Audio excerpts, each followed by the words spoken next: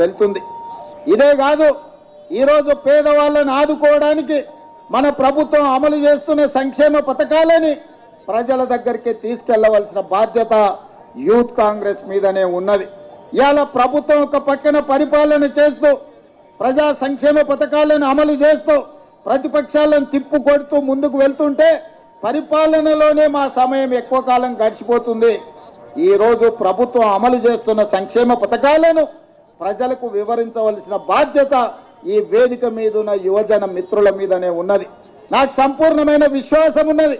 ఈరోజు ప్రభుత్వం అమలు చేస్తున్న రైతు రుణమాఫీ కావచ్చు, ఇందిరమ్మ ఇండ్లు కావచ్చు, ఇందిరమ్మ ఆత్మీయ భరోసా కావచ్చు, ఆడబిడ్డలకు ఉచిత బస్సు ప్రయాణం కావచ్చు, రాజీవ్ ఆరోగ్యశ్రీలో 10 లక్షల రూపాయలు ఉచితంగా పేద వాళ్ళకు అందించే సంక్షేమ కార్యక్రమం కావచ్చు. ఇవాళ ప్రతి సంక్షేమ కార్యక్రమాన్ని పేదల వద్దకు తీసుకెళ్లవలసిన బాధ్యత యువజన కాంగ్రెస్ మిత్రుల మీదనే ఉన్నది. ఈ రోజు ఇక్కడికి వచ్చిన వేలాది మంది రేపు భవిష్యత్తులో తండాలలో గూడాలలో వెళ్ళాలి. రేపటి జరగబోయే స్థానిక సంస్థల ఎన్నికల్లో కష్టపడ్డ ప్రతి యువజన కాంగ్రెస్ మిత్రుడికి టికెట్లు ఇప్పించే విధంగా కాంగ్రెస్ పార్టీ అధ్యక్షుడితో నేను మాట్లాడతాను.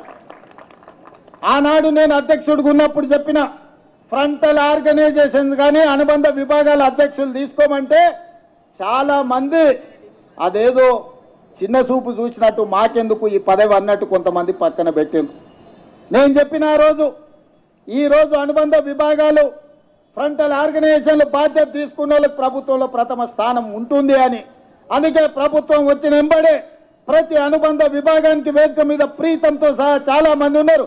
37 మంది అనుబంధ విభాగాల అధ్యక్షులకు కార్పొరేషన్ చైర్మన్లు ఇచ్చి కేబినెట్ హోదా ఇచ్చి పార్టీ కోసం పనిచేస్తే పార్టీ జెండా మోస్తే ప్రభుత్వంలో గుర్తింపు ఉంటుందని 37 కార్పొరేషన్ చైర్మన్ల పదవులు అనుబంధ విభాగాలకు ఇవ్వడం జరిగింది. అనుబంధ విభాగాలంటే ఒక చిన్న చూపని గతంలో అనుకున్నారు. ఇవాళ అనుబంధ విభాగం అది ఎస్సీ డిపార్ట్మెంట్ కావచ్చు, ఎస్టీ డిపార్ట్మెంట్ కావచ్చు, మహిళా డిపార్ట్మెంట్ కావచ్చు, లేకపోతే చిన్న చిన్న డిపార్ట్మెంట్స్ ఏది ఉన్నా సరే ఏదో ఒక డిపార్ట్మెంట్కు నాకు పదవి ఇవ్వమని పెద్ద పెద్ద నాయకులు ఈరోజు వస్తున్నారు. అంతకుముందు అడుగుతా కూడా తీసుకోలేదు కదా, ఇప్పుడెందుకు వచ్చిందా అంటే ప్రభుత్వం తీసుకున్న నిర్ణయం తర్వాత మాకు విషయం తెలిసింది. అనుబంధ విభాగాలకు అధ్యక్షులుగా ఉంటే కార్పొరేషన్ చైర్మన్లు అవ్వడానికి అవకాశం ఉంటుంది, ఎన్నికల్లో టికెట్లు రావడానికి అవకాశం ఉంటుందని ఇప్పుడు అర్థమైంది. అందుకే మేము బాధ్యత తీసుకుంటామని ముందుకు వస్తున్నారు. అందుకే ఈరోజు జిల్లా అధ్యక్షులు కావచ్చు, నియోజకవర్గ స్థాయి అధ్యక్షులు కావచ్చు, పార్లమెంట్ స్థాయి యూత్ కాంగ్రెస్ అధ్యక్షులు కావచ్చు, రాష్ట్ర స్థాయిలో వివిధ హోదాలలో ఉన్న యువమిత్రులకు నా సూచన ఒక్కటే, కష్టపడితే తప్పకుండా ఫలితం ఉంటుంది. కష్టపడ్డోని కాపాడుకునే బాధ్యత కాంగ్రెస్ పార్టీ తీసుకుంటుంది. అధ్యక్షుడు మహేష్ కుమార్ గౌడ్ గారు తీసుకుంటారు, ముఖ్యమంత్రిగా నేను తీసుకుంటా.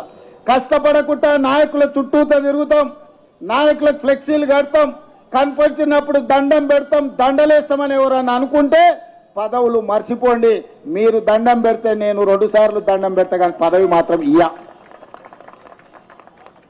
ఎవరైతే సమస్యల మీద పార్టీ పక్షాన వీధి పోరాటాలు చేస్తారో, ప్రజా సమస్యల మీద ప్రజల దగ్గరికి వెళ్ళి అండగా నిలబడతారో వాళ్ళకే ఈ ప్రభుత్వంలో గుర్తింపు ఉంటుంది. నాయకుడు నాకు తెలుసు కాబట్టి నాకు పదవి వస్తుంది, లేదంటే ఢిల్లీలో నాకు ఎవరో ఉన్నారు, ఢిల్లీ కోటాలో ఇక్కడ ఏదో వస్తుంది అని ఎవరన్నా అనుకుంటే అది భ్రమనే అని చెప్పి నేను ఈ సందర్భంగా స్పష్టంగా నేను చెప్పదలుచుకున్నా. ఢిల్లీ నుంచి కాదు, గల్లీ నుంచి రావాలి పైకి. ఢిల్లీ నుంచి పైనుంచి కిందకు వస్తే పదవులు వచ్చే కాలం పోయింది. గల్లీలో పేదల మధ్య ఉండి పేదల సమస్యల మీద కొట్లాడిన వాళ్ళకి తప్పకుండా అవకాశం ఉంటుంది. ఖానాపూర్లో మనం ఒకరికి ఎమ్మెల్యే టికెట్ ఇచ్చిన వెడమ బొజ్జు అని, ఇందిరమ్మ ఇంట్లో ఉండే ఒక యువకుడికి ఈరోజు ఎమ్మెల్యే టికెట్ ఇస్తే ప్రజలు గెలిపించారు. పైసలు చూసి గెలిపియలే, ప్రజా బలాన్ని చూసి ఎమ్మెల్యే గెలిపించారు.